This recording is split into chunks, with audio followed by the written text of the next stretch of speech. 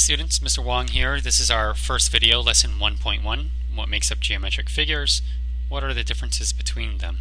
And we said in class the goal is for us to be able to answer this question. That will, if you know how to answer it, that will mean you know how to, you understand the concept behind the lesson. We started with what's called undefined terms, and we looked at a point, a line, and a plane. And there's differences between them. You know, a point has no dimension, a line has one dimension, a plane has two dimensions. There's some similarities. The line and the plane go on forever and ever. One dimension, this is two dimensions. They all have points, right? To name a line, you need points. To make up a plane, you need points. There's an infinite number of points in a line. So we started with those three terms. We did an example to review that. And then we looked at what's known as defined terms, and we saw a segment and a ray. Okay, and we said a segment are a bunch of points that have two endpoints. So between H and A, there's a lot of different points, and they end, they stop. It's not infinite; it's finite. That's how we label endpoints.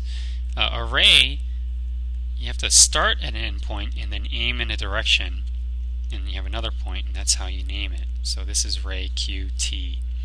And we said to be careful in class, this ray is not ray TQ because the first letter is where the endpoint is, the second letter is the direction you aim and go. Alright, then we did another example.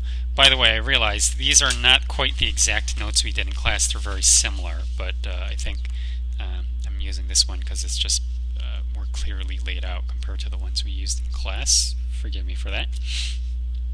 Some other things in class, we did an activity on the posters where we compare and contrasted all the different geometric I don't know what you call these things that make up geometric figures, like the point, the lines, the planes, the segments, and the rays. And we kind of predicted the different types of confusion students might have in going over all of these different terms. And a lot of it has to do with differences between a ray and a line, or a line and a segment.